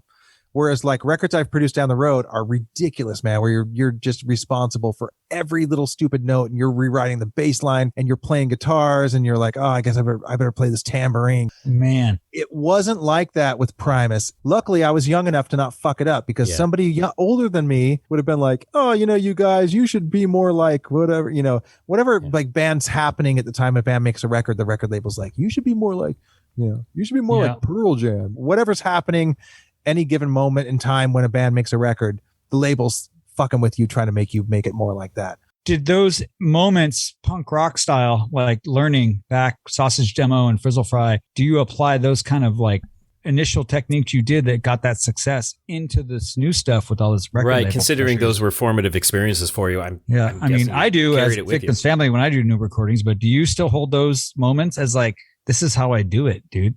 No. Nope. All right, Josh, question answered. I try to just fill in the cracks that are missing, and I don't try to overtake the whole thing. And unfortunately, you work on things where all the cracks are there and you have to fill in all of them.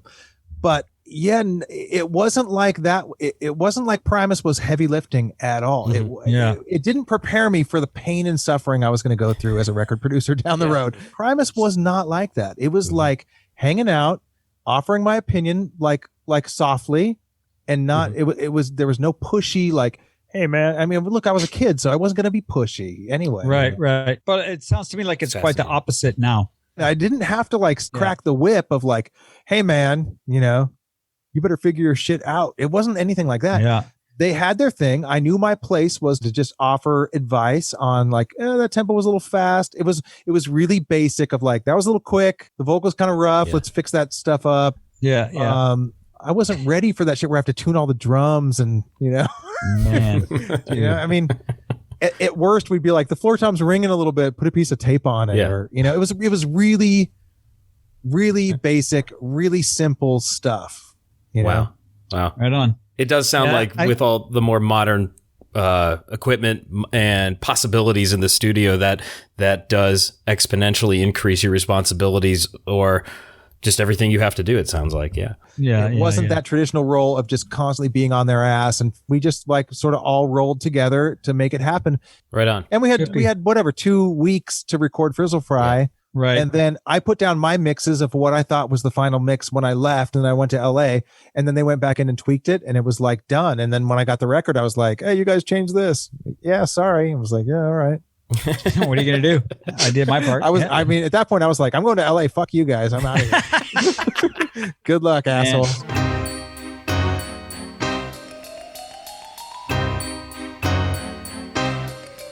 And the Brown album is the unsung album of Primus, in my opinion. It's the album that gets like shit on by fans.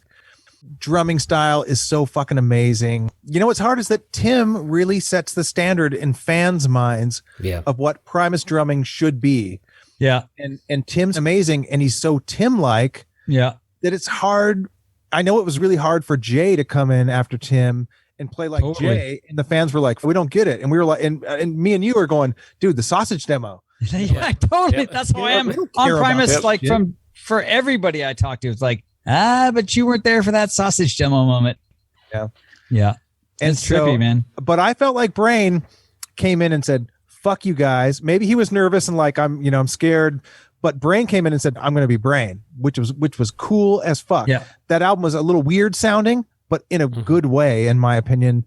Maybe it didn't have the classic Primus songs or whatever. Right. It had some amazing playing by everybody. And there's some interesting pockets in that record. Yeah. Dude, when Brain lays down a pocket, it's incredible. I mean, I will also confess that when we were doing rehearsals to get the tour started for that, and obviously the old songs were going to be in the set list, and Brain and me, we're hanging out talking about it, and he's like, man, dude, what am I going to do? It's like, I can't play like Herb.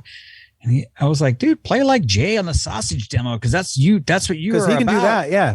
And so me and him spent a lot of time like listening and sitting in hotel rooms, listening, and him trying to figure out how to cop Jay's vibe as well as Tim's vibe. Like he really tried to encapsulate everything that was Primus that he knew, as opposed to going, okay, I'm Brain, fuck you all. Or, I'm okay. Yeah, you're right. It was kind of a weird, like, in-betweener thing, but then it also had a different sound, like that weird, like, exploding drums kind of sound thing that happened on the Brown album allowed Brain to be kind of more, like, simple with weird, like, Bonham drum machine almost fills. It was like Bonham, but, like, through a sampler or something almost, Well, Les was on a tangent of, I only want to use 2 microphones for the drums. After that record, I said to Les, I go, hey, that might be the best record you guys have ever made. He goes, dude, that record may have ended our career. What are you talking about? I'm like, Matt, I think it's kind of the best one. And maybe it's brave out of ignorance. I don't really know. But there's like a certain thing to it. I think people are going to look back at a certain point and go, hey, kind of did something that was really brave. And it's a challenging situation for Primus to come out of the gold record of almost platinum record of Punch Bowl and when known as Big Brown Beaver, and playing Oakland Arena headlining with Tool opening, and then all of a sudden it's like Tim leaves and it's like, okay, here we go, now what? I mean, there's a lot of tense frustrations, and where do we go, what do we do?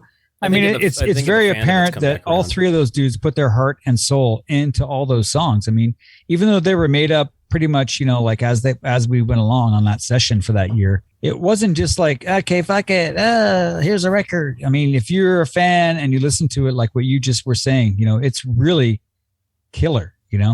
It's not like the Primus of, whatever, of Too Many Puppies or when it was Big Beaver or My Name is Mud or whatever. Jerry was a race car driver, whatever. Yeah, it's not immediately like, oh, okay, I know what's happening here. But I think it's kind of like, it wasn't like an important record despite it not doing well. And like Les saying like, dude, the fans hate that record. And I was like, fuck your fans. Give us about that. There's the Primus Sucks Facebook. And there's so many people that come on and go, Brown album, best album ever. Yeah. I love it more than Frizzle Fry. I love it more than Frizzle Fry. It's like, what the fuck? Wow. It's really I'm not saying you're wrong. I'm amazed, because it's like, that was a crazy moment when we did that shit. Oh, Matt. Yeah. Can you please tell us a bit about your experience with Monolith of Phobos? What is that? I have no idea what that is. The Claypool and Delirium record. Of course I know what that is. Yeah, I came in. It was a bit rough because it was a really long drive up to Les's place every day. Dude, getting try up doing and the like- whole year of the recording sessions up there, dude. Yeah, it is rough. And getting to Les's house, like phone service drops out. There's no map or anything, and Yep.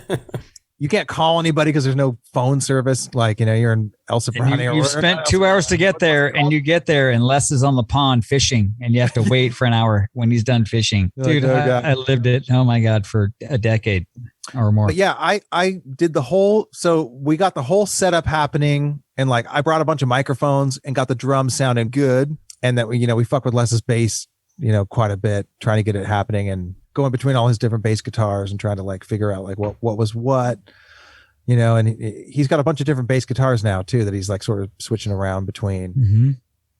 And at one point he like picks up the old Carl Thompson 4-string fretted bass. Oh, damn. And he starts playing it. And I said, dude, now that sounds like Les Claypool. Like none of those other things sound like kind of a weird imitation of Les Claypool. My God. That thing Thank you, sounds like Matt. Les Claypool. Thank you. I say like- the same thing to him every time, dude. It was unmistakable. When you pick that thing up, it sounds exactly like you. But that could be my memory of just always hearing him with that bass. So it sounds weird sometimes when he plays a different bass. I'm like, no, it's important that you say that, because I've said it to these guys and to everybody in the last 30 years. It's like when he did Seas of Cheese, he played Tommy the Cat on the rainbow fretless bass, right? Mhm. Yep. But it was always on 4-string before that. Right. Always. Right. And so all of a sudden it's like he's playing Tommy the Cat on the fretless. And I was like, man, it's just not it, dude. Yeah, I was totally disappointed when I And heard so that. I was so Because it's what disappointed. everyone knows now. So once I got on tour, like again with those guys, and I'm like out there every day, I started poking at him going, dude, what's with the fretless on Tommy the Cat? Dude, that's what the fans want to hear. That's how the video is. Yeah, dude. So you know what? It's good because it goes Dude, or whatever. That's the only good. Whatever. Yes, I know exactly what you're saying. And so I actually poked at him so hard that he finally said, okay, give me the 4-string again. And he felt it as well. It was like magic, right? Because He always felt played it. that song on the 4-string. All of a sudden he's always. playing it on that 4-string Carl, that walnut one. And he was just like, okay, fuck, yes, fuck that big 6-string fat neck bullshit. This is fucking bad. I felt like the whole reason he played that was because he special ordered it, and it was like, well, I special ordered this, so I better play it on this Get song. my money's worth. I don't know, man. He just thought, I can't say what he thought, but it's like you get into that realm of you create something for the record and the video, and Tom Waits is involved, and you Hey, think it's what everyone everybody loves wants to now, see so it. you better bust out that old 6-string fretless bass. But the way Dude. I hear it is with the original Carl Thompson 4-string fretted Oh, bass. it's that bass. That's how Tommy the is- Cat always sounded right to me. Yep. Yep. And once he started playing it again on the 4-string, he did confide with me at one point that you're right. This is the bass for Tommy the Cat. I mean, that's what he always played it on. That's the bass. That's the sound, man. That bass Yeah. is the sound of that song. Whatever the magic is in that bass, how it's constructed, you know how it is. You get 25 microphones. There's one of the 25 is the one Yeah. you grab first. It's marked. What I love Yep. about this conversation right now is this is what Joe Schmo and Joe Blow talk about, Primus fans, but I'm hearing Matt Winegar and Tim Soya talk about the same exact fucking thing, and I love it. We just happen to have been there. Love it. luckily. So yeah, the Claypool Lennon thing was super cool. We got some great sounds. Like we spent a couple days, maybe a day of of me getting there and Les going, hey, here's what I want. And I go, all right, well, here's what's happening. We're going to try this. We're going to try that. And we got something really good. We got a really good setup happening where everything sounded good. The bass sounded good. The drum sounded good. The guitar was sort of like a weird thing because we didn't know like Sean was going to show up the next day or whatever. And we got up and ready to roll. But the thing was, is those guys didn't really have songs really at that point. Uh-huh. Other than like Les had like a song and Sean sort of had his own song, but they had yet to come up with a thing where they sat down together and came up with something that was like, all right, here's both of us. So that happened once they got together because at Rancho then, because I think Sean brought in Bubbles. He brought in Bubbles, right, Frankie? Yeah. Okay. Yeah. I remember that. 'cause they had a cool I demo watched for him that. write Bubbles like out on the little deck, like on acoustic guitar. Yeah. He was playing Bubbles, and I said, hey, is that something you wrote? And he goes, yeah. And I said, you better record that on your phone so you don't forget it. And he goes, I'm not going to forget it. Wow. Okay. I guess he didn't because it made the record, but wow. Yeah. I mean, he probably already had written it before, to be honest, but you never know. we like probably hung around for like 3 weeks or so. It just got to the point where they were still kind of like banging around ideas and figuring stuff out. And do you recall if there's any leftover stuff besides the Bubbles Burst demo that made it to the Japanese edition of the album? there was a lot of weird jams that happened because it was kind of weird because there was no drummer there. So on some of that stuff, like what's that song called? Cricket? The Cricket and the Genie. Yeah, the Cricket song. They would cut the guitar and the bass, and I would just play hi-hat. You know, so I'd be playing drums, but I'd just be playing hi-hat, and they'd play to the hi-hat, and then they would go back and then overdub drums to the bass and guitar that they recorded to the hi-hat that I played live in the room. Oh, interesting. Wow. Well, that's I mean, it different. was really thrown together in a weird way. You know? I mean, you know how it is. Like I do. These guys might not, but I do, Matt. it's really interesting that you mentioned the bass guitars, Matt, because when that tour started, Liz was playing all the songs on the dobro, and then when they transitioned to the second part of the tour, you know, the second leg, he totally ditched the dobro and he began playing all the songs on the pachyderm bass. Do you think he kind of regretted playing dobro on the studio record? he would switch between the dobro and the pachyderm bass in the studio mostly. Even though I keep begging him to play the Carl Thompson bass, I'd be like, "Dude, that sounds like you." Dude. And it sounded great no matter what he played, to be honest. Like he played that weird upright thing that has no body or whatever, you know? The Steinberger 5-string. Yeah. He'd play that thing, like, you know, and he'd be like, "I want a delay pedal," and he'd hook it up. And I mean, it was cool. It was totally like homebrew, homemade. I mean, you know, when you're up at Les's house, it's not like high tech, fancy shit, you know? I mean, it's just like a bunch of cables plugged into weird shit and like, is this working? You know? Josh, Frankie, he's confirming what I've told you in the past. That's true. That's absolutely true. And that's part of the charm of it, you know? Yeah, it's a unique experience for sure. That's what makes it unique is that it's just like there's nobody there who's saying who's like, you know, the voice of reason saying, "Hey, wait a minute, you guys, you should do this properly." and Matt, what was your first impression of Mr. Right, particularly the lyrics? Oh, it's the one about the guy that keeps spying on women. Oh, I love that song. That's the best song ever, man. It's like he likes to watch them shower or something. Yeah. Yep. And pee. Yeah. Yep. Now I would call that creeping. It's not called creeping. That's the verse. Creeping through the night. Yeah. I think we called it creeping, and then it ended up being changed down the road. Oh, okay. Cool. I love that song. And I took home a rough mix of it and I played it for my wife and she goes, "I really like this song about the creepy guy watching people pee and stuff." And I'm like, "You sick motherfucker, who am I married to?" Yeah, well, that's the beauty of Claypool Lennon thing is that like you want to get the most weirdest, less shit you can possibly get. Right on. And the most musical Sean shit. That's when it's good, you know? Yeah. You know, because Les is one of those guys, he'll pick up anything and he'll make something cool out of it. So if you just throw shit in front of his face, he's going to pick it up and do something weird and amazing with it. So you may as well just throw it out there. Otherwise, he's not going to ever take it out because that 6-string brings up bad memories. He's like, "Oh, you know, that's what all those fucking 6-string people, you know, they all took that and ran with it." Yeah, yeah. Next thing you know, it's like 10 strings, you know? Yeah, yeah. All because of that goddamn 6-string. His brain will say, "Don't even give me that shit." But if you give him that weird shit, he's going to come up with something amazing. So, because he does see that 6-string fretless and go, "Ugh." I mean, you could just yeah. But I'm saying that that neck is like goddamn 6 inches wide. You know, it's ridiculous. Yeah. Well, that's smart because everyone who plays those basses leaves a bunch of floppy low end mess while they play the high strings because they can't mute the low strings at the same time. Wait, My Name is Mud. What song are you talking about? Oh, Matt, I want to ask you something about, you know, you worked with the Sausage demo, then you did Suck on This, then you did Frizzle Fry, and, you know, Pudding Time, Harold of the Rocks, John the Fisherman, and Frizzle Fry are all there on those 3 releases. So if you hear them back to back, which are your favorite versions? The Sausage demo recordings, the live versions, or the studio tracks? You know, I'd probably have to listen to them to actually answer that question. Interesting question, Frankie. That's a good one.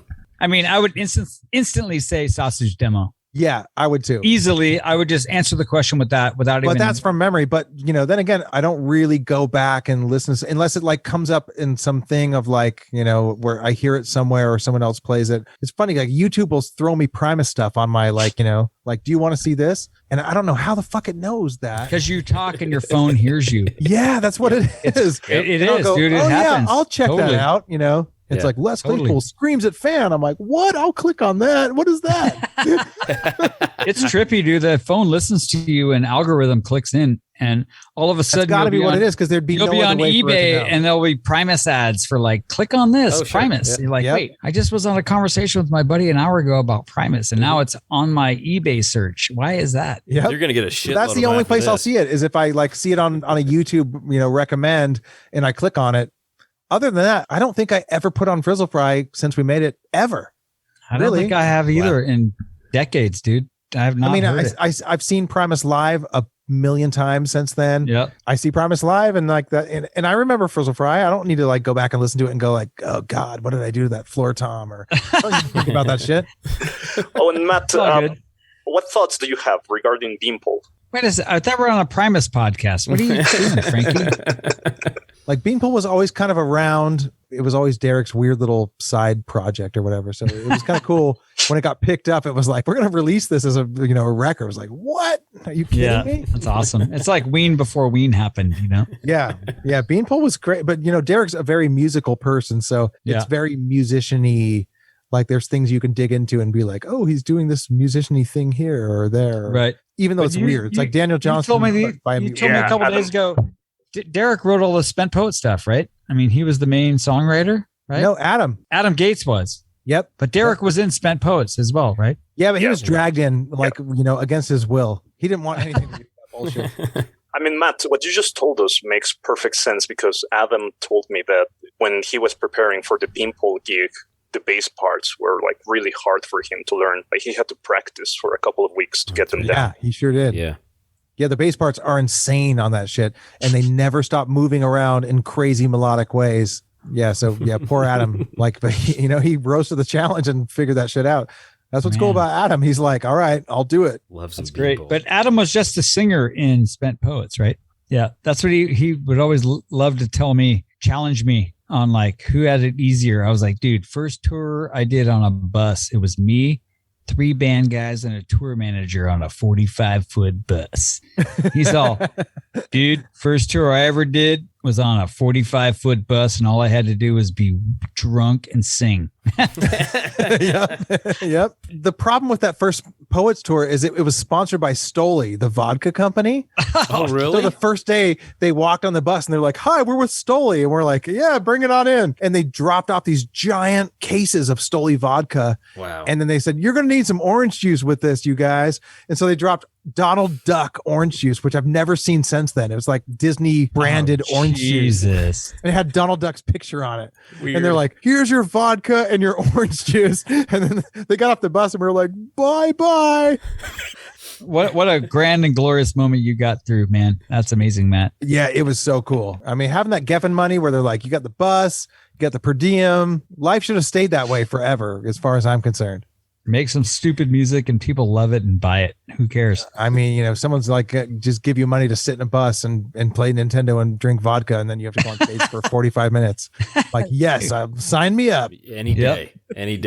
Basically, it was just me and Adam, really. And then we got signed, and they said, well, you have to have a band. So that's when we like called Greenberg and said, hey, will you play bass? And he's like, I don't want to. And Mike Urbano was the drummer, right? And Urbano was the drummer. Yep. Yeah. I've never heard Spent Poets. Yeah, who cares? Really, honestly. Is that music? I don't listen to music. So not really.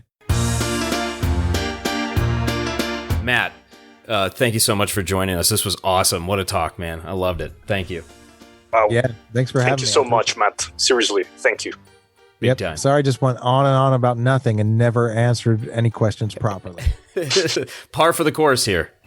Well, Matt, I want to say thank you, my brother. I love you, man. I love you too, man. For 3 decades or more, it's great to always be in your presence, man. I'm great. You're doing great. It's amazing to be around you. Oh yeah, right back at you.